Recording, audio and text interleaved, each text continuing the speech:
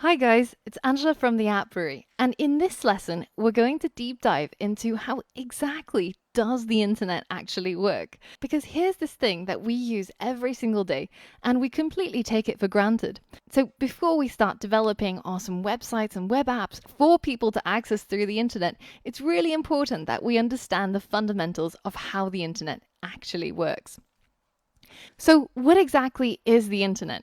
Well, a lot of people think of it as a cloud, something that's hanging around in the sky. It's super complex, super difficult to understand. But actually, that's not it at all.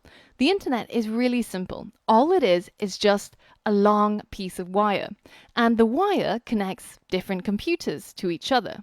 So you might have one computer that's in Seattle and another computer that's in London, and they can talk to each other and transfer data through this giant wire. Now, some of these computers attached to the internet have a very special job. They have to be online 24/7, ready to serve you all of the data and the files that you are requesting when you try to access websites. And the computers that are doing that job, we would call a server. And the computers that any user would use to access the internet is called a client. Now, you can imagine a web server as a giant library that's open 24/7. And you can go in there at any hour of the day and request, I want to see Google's homepage, or I want to see the latest post on TechCrunch.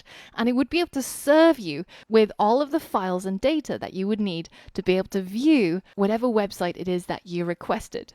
Now, you can imagine if there's a library that's big enough to house all of these websites, then it's going to be pretty difficult to quickly locate the thing that you want out of this giant library, right? So how is this problem solved on the internet?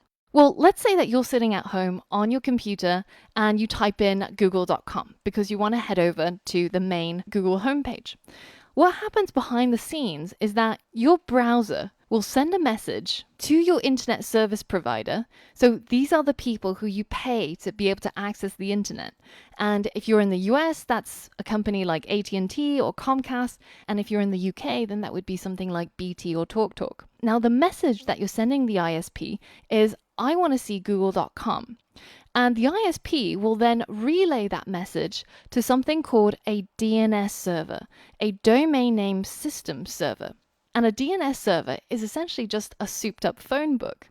And what happens when you make that request through your browser is the DNS server will look up in its database as to what is the exact IP address of that website that you're trying to access. And every single computer that's connected to the internet has an IP address. This is like a postal address for your computer, so that when people need to send and receive files on the internet, each computer can be located by their unique IP address. And once the DNS server finds the IP address, it sends that back to your browser. So now you know the exact address where you can find the Google homepage. The next thing that happens is you will send a direct request to that address through your internet service provider. And this message will be delivered via what's called the internet backbone. Now, the internet backbone isn't some sort of analogy for some clever programming. It's literally the backbone of the internet. And if you head over to submarinecablemap.com, you can view all of the underwater cables that power the internet.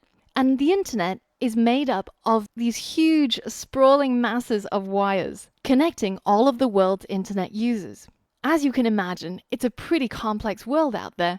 Now, if I'm sitting in London and I want to see a website that's hosted in the United States, then my browser would have to make a request that goes through one of these cables under the Atlantic Ocean in order to reach the United States. And once that computer has received my request, they'll send back all of the relevant data again through these giant cables.